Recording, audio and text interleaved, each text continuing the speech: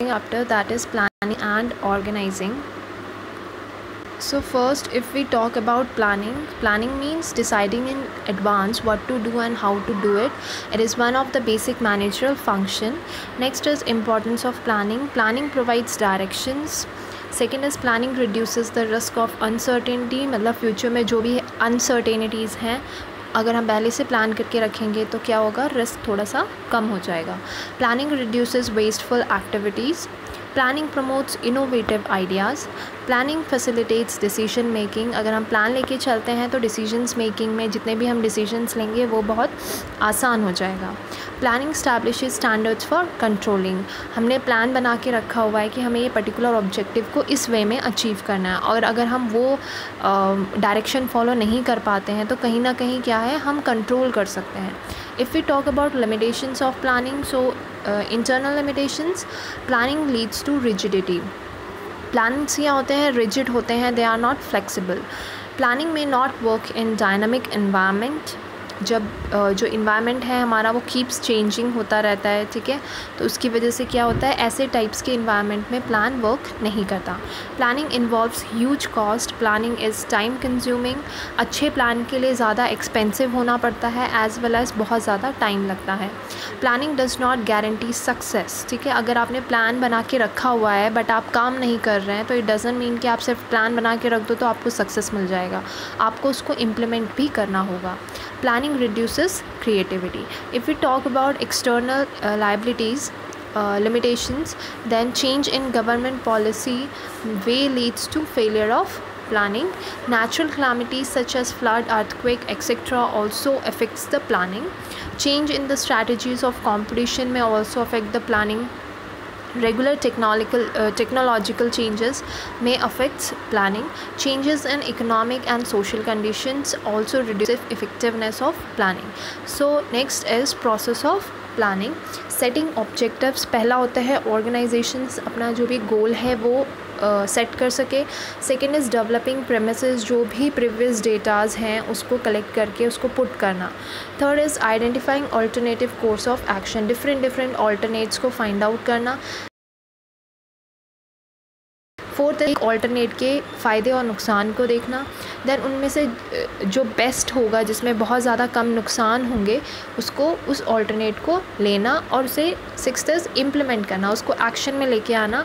और उसमें जो भी कमियां हैं या जो भी एक तरीके से हम बोल सकते हैं कि जो भी प्रॉब्लम्स या डिफ़िकल्टीज़ आती हैं उसको फॉलो अप प्लान करना. ठीक है. Next chapter is organizing. So organizing means arranging everything in orderly form and making the most efficient use of resources. कोई भी काम को ऑर्डरली वे में, सिस्टमेटिक वे में रखना ताकि हम उस रिसोर्स का बहुत अच्छे से यूज़ कर सकें. So first is process of planning is identification, division of work. Then is departmentalisation, मतलब उन वर्क्स को डिपार्टमेंट्स में पुट करना. देन उसमें ड्यूटीज़ असाइन करना. And last is establishing reporting relationship, कि कौन सा पर्सन कौन से अपने बॉस को रिपोर्ट करेगा, मीन्स अथॉरिटी क्लैरिफाई करना. If we talk about the benefits of organizing, that is benefits of specialization. आप उस काम को रेगुलर कर रहे हैं तो कहीं ना कहीं आप उस काम में स्पेशलाइज्ड हैं. Then clarity in working relationships. आपको पता है आपकी अथॉरिटी क्या है, रिस्पॉन्सिबिलिटी क्या है, तो इससे क्या है आपकी जॉब को करने में क्लैरिटी आएगी. इफ़ेक्टिव एडमिनिस्ट्रेशन, कोऑर्डिनेशन बहुत अच्छा होता है. ड्यूटीज़ आपको पता है तो कन्फ्यूजन नहीं होगा. इफ़ेक्टिव एडमिनिस्ट्रेशन की तरफ लीड करता है. Optimum utilisation of resources, adoption to change.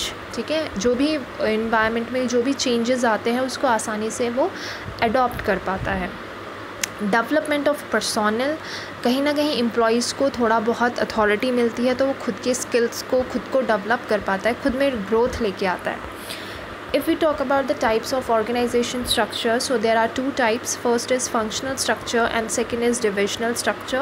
तो functional structure वो organization structure है जहाँ पे एक टाइप के प्रोडक्ट्स बनाते हैं.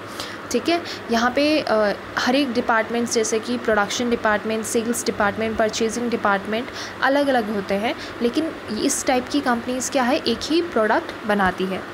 इसमें एडवांटेजेस क्या हैं, स्पेशलाइजेशन, क्योंकि आप एक काम कर रहे हैं और रिपीटिव काम कर रहे हैं. सेकेंड इज़ कोऑर्डिनेशन इस्टेब्लिश, जो डिफरेंट डिपार्टमेंट्स हैं उसमें कोऑर्डिनेशन होता है. Helps in increasing managerial efficiency and minimises cost.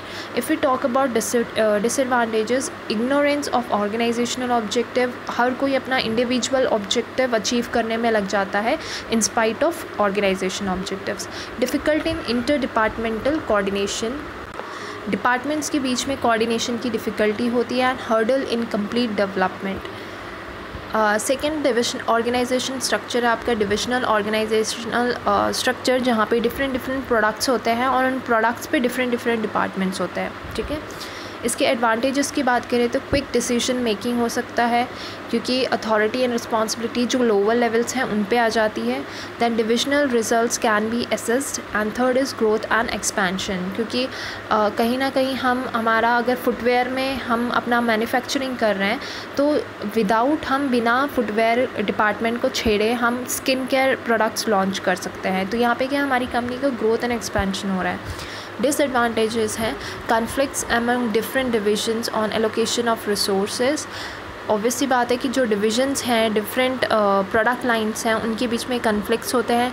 Duplicity of functions, क्योंकि हर डिपार्टमेंट्स, हर एक प्रोडक्ट के अंदर डिफरेंट डिपार्टमेंट्स हैं तो उसमें क्या है, डुप्लिसिटी मतलब डुप्लीकेशन ऑफ वर्क होता है. एंड सेल्फिश एटीट्यूड, कहीं ना कहीं प्रोडक्ट अगर फुटवेयर के जो एम्प्लॉयज़ हैं उनका सेल्फिश एटीट्यूड रहेगा क्योंकि उन्हें अपने प्रोडक्ट लाइन का ऑब्जेक्टिव अचीव करना है. लेकिन जब स्किन केयर की बात करें तो वो अपने प्रोडक्ट लाइन का ऑब्जेक्टिव अचीव करना चाहते हैं. तो यहाँ पे क्या है, वो एक नहीं समझते हैं बल्कि अलग अलग समझते हैं, जिसकी वजह से उनका सेल्फिश एटीट्यूड आता है.